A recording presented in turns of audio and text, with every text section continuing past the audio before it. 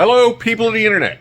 So, I'm back out in the garage, as always. I don't know why I said that. That's fine. One of those mornings. I'm finally getting around to working on a bead roller. Lots of information out there on these bead rollers, how to upgrade them, how to reinforce them, how to add motors to them. You can buy motor kits, stuff like that. All sorts of whiz-bangy, make it fancy. I'm not adding a motor to this one yet. I really don't use it enough for that, but maybe one day. It's whatever. So let's see what we got. So I've done a decent amount of prep work beforehand. Figure out how to get the camera in the right angle. Okay, so no, it's not perfect, but I ground down a bunch of it. This is a Woodward Fab, but I think Vivor, Woodward Fab, Eastwood, Harbor Freight. The little ones like this are all about the same. It's upside down so that I can get the reinforcements into it. And there's a lot of different people and talk and stuff on what you should use. This is some, what is this, about quarter inch angle iron that I just had laying around. Should work. Plan is there's a long piece and a slightly shorter piece for each thing. It's going to go around these bolt holes to reinforce. And I'll also miss this mounting point, these two mounting points. Should have set up a tripod, always. And this piece, I don't remember. I think this piece I'm going to put in here over top those bolts. I don't know. No, because these aren't threaded. It's been a while. I've been prepping this for a long time. Maybe it went. It probably went like that. And those will go. I'll figure it out when I get there. I have a steering wheel that's been laying around, not doing anything with it. Had it for years. It's just going to go on there, and that's going to be my handle. This particular one, I don't know if they all do. Most of the ones I've seen only has these two center mounting holes to go on a pre-manufactured stand that they sell. I added the other four, so I have 6 3/8 mounting holes. This is going to be my plate that those will mount to. This is 3/16, and then it's going to have 4 1/2-inch bolts that hold it to the top horizontal slots on that engine stand. What else have we done with this?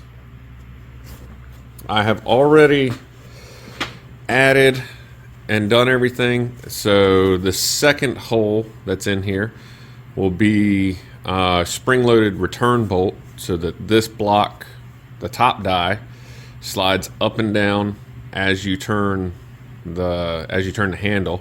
And I did change that one from originally it's just a square head set screw.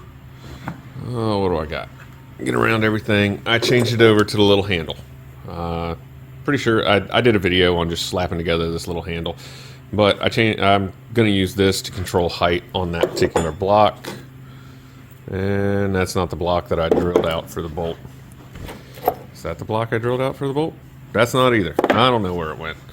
I've had this sitting out way too long. I need to get working on it. I need to get it together. And then also over there on that bench, let's see, super zoom. There we go.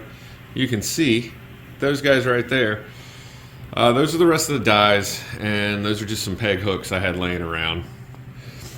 And I'm going to weld the peg hooks to the side here, and then that'll give me a place to set all the dies right here next to the stand, where it's mounted and everything like that. Yes, stuff still needs to be painted.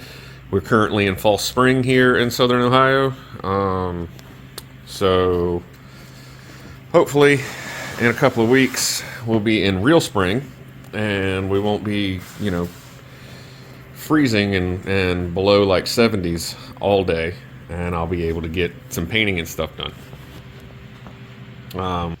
So for the moment, angle iron's got to be ground down so it can get welded to the back. Peg hook's got to get welded to the stand. So dealing with super thick metals, crank it to 11 and don't light yourself on fire. That's how you weld it. That's not how you weld it, but that's kind of how you weld it. So yeah, I'm gonna start burning some stuff in. We'll come back once stuff is burned in a little bit. The handle is not going to, I'm pointing at it, nobody can see it.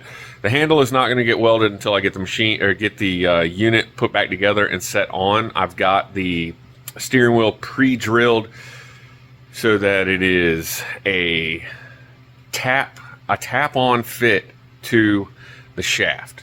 So what I'm going to do is I'm going to slide. I'll get into it when we get to that point. It's fine. Let's start burning some stuff and we'll come back. Okay, so I've got the first one burned in. Just am doing stitches. This, basically what happens is when you put load on the roller, the two halves of this, it's thin and unsupported, and they'll tweak like this, go side to side. So you put reinforcement ribs in it to help prevent the metal from wanting to tweak. I've seen guys use thin angle iron set flat. I've seen them use round tube, square tube. It's pretty much whatever you got. I figured this stuff, with as thick as it is and laying it on to a focal point with the triangle pointed outwards, it would be good. Something I did want to note on mine, I don't know if this is an inherent problem. I haven't seen a lot of people talk about it. And maybe it's just my lack of understanding how bead rollers work. This might be normal.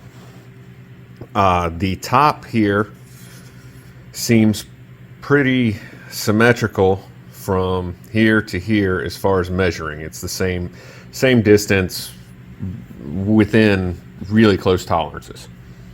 What I noticed though down here on where the fixed die bar is, it's actually wider at the opening than it is down here. By like, it's been a while. I'm sorry, I should have wrote it down. It's like a 1 to 2 millimeters difference between the measurement,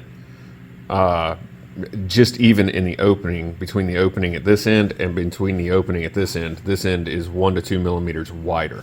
Again, that could be my inexperience with a bead roller. It could be because of the quality that are in this style bead roller. But this is good enough for me. The stuff that I do, this will work. I have used it a few times. It does work, but it does flex. I wanted to address that. So you figure out how to support it and reinforce it as you want. I've seen a lot of guys put in tables across this bottom, and I'd actually thought about doing that with two wider pieces of angle iron, put one on either side, the front face and the back face of it, which would get me like, I had some 2.5 inch wide, 1/8 inch thick angle, and I was going to do that. But with the inconsistency in the gap opening, I'm going to hold off on doing any type of fixed table for the time being. Now, if I end up using this a whole lot, a table's going to come in handy. I can always come back and add something in.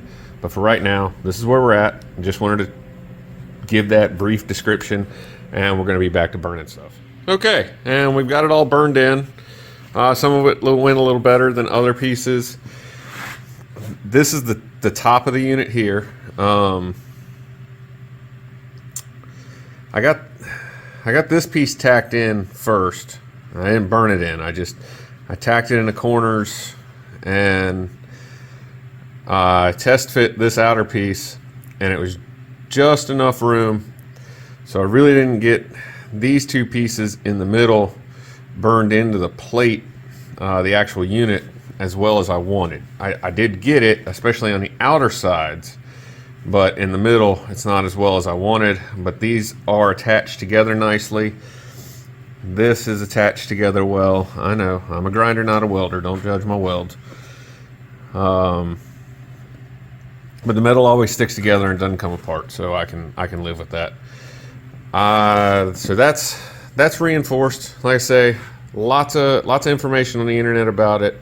Lots of different types of ways guys go about it. And if I ever want to add in a table, I've got plenty of room, and can weld it in. That's not a big deal. Also, I got my peg hooks on. I should have pre-bent these. They're longer. They're too long. I probably should have cut them off and bent a new end on them, or pre-bent them like they come. They come with this, and you can see on this one I kind of tweaked it a bit, but I should have done that before I welded them, because in the bracket here, they're welded in on the backside, but it's worse than my welds. So while I was doing this, it kind of felt like it was wanting to break on me, so I just left it be. They'll work. It'll be what it is. If I need to add, I've got space. But I kind of like that. I've got my, you can't tell probably, but I got my round rollers in the top two. I got my flat rollers in the bottom three. They're different thicknesses. And then I've got the smallest round roller still on the shaft. Oh, and there's the block I drilled and tapped. That was already on the shaft still, so that's why I couldn't find it earlier. What I need to do now is I need to get the mounting plate under those gloves, bolted to this, bolted to that, start reassembling, and then I can fit up the hub and the steering wheel onto the shaft, and it'll be done until I can and ready to use until I can get some paint on it. It's, you know, gotta wait on weather on that one. So let's get in. All right, and the tool is assembled on the stand. It's not anywhere near as short as I thought it was going to be. For some reason, I was thinking it was going to be like down here or something. This isn't bad. This is a little over my waist, just about an inch or two over my waist. So that's pretty good. Let's roll this thing around a little bit. So if you look here.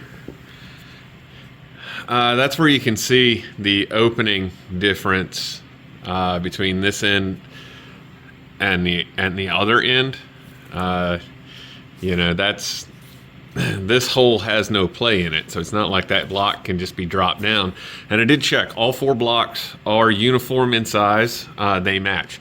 The gap is in here. If it's supposed to be there, I can kind of understand it with material thickness and things like that changing.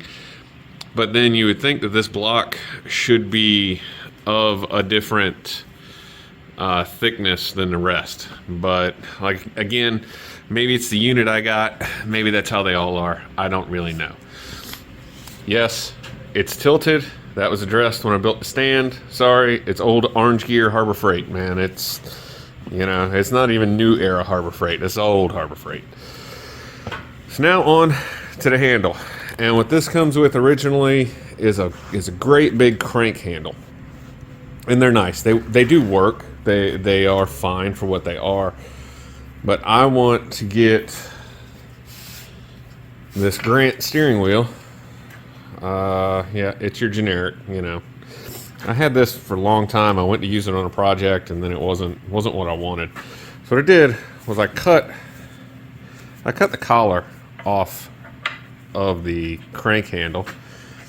Now nothing will fit, but this will go. Basically what I'll do is I'll get this on here, and this has just enough room to be tapped on to center up, and then I'll tack it, take it off, and bench weld it. So hopefully I can get all that done, and we can move on to other projects. And voila, we have a bead roller that functions.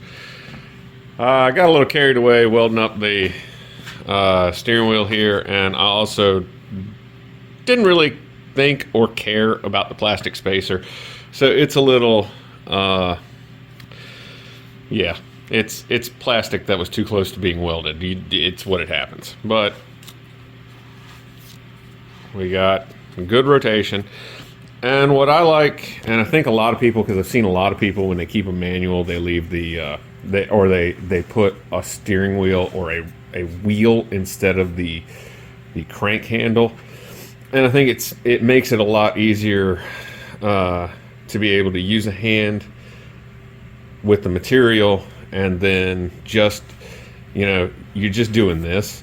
Your hand doesn't have to, you know, you're not doing this motion. I should have set up a tripod. I say that in like every video. I just never set up a tripod. I got one. A tripod. It's over there. Doot. It's makeshift. Yeah, the garage came with the stand from like a halogen light set, and stand's perfect. It works. So I just adapted some PVC to the top of it. It holds my camera tripod. It's great. But yes, there we go. All my dies are out.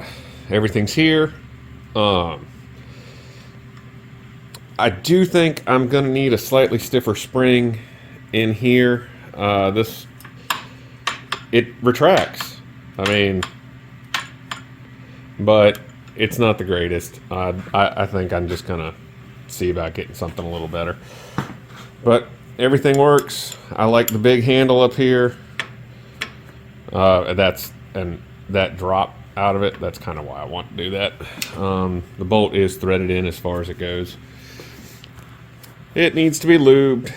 It needs to be tested. I do have a sheet metal project that I want to do here soon. That'll do it. Again, yeah, it does lean. You know, I don't see it being too big of a problem. I can stand over top. I can clearly see, because this is about my eye level with this thing. I will be able to stand here and operate, and I will clearly be able to see all my lines. Everything's good for me. So when it comes to heights of stands, workbenches, tables, things like that, everybody's a little different. You got to build them to what fits you and what is comfortable with your body. So yeah, so there we go. Took me forever to get around to doing it, but I finally did it. It's finished. I can move on to something else. Got it out of the way. It's not taking up space on any benches or anything like that anymore. And it's not underneath anything. I used to have to drag it out from underneath stuff, and I just wouldn't use it because it was difficult to drag out. And that happens with a lot of tools. If you have a tool that you want to use, but you don't because it's awkward or cumbersome or something like that, because the way you have to set things up in my previous garages, it was the way I had to set them up. You're never going to be happy with it, and you won't use it. So get out, have fun, use the trash you already have to make things that you need, and go do something you like.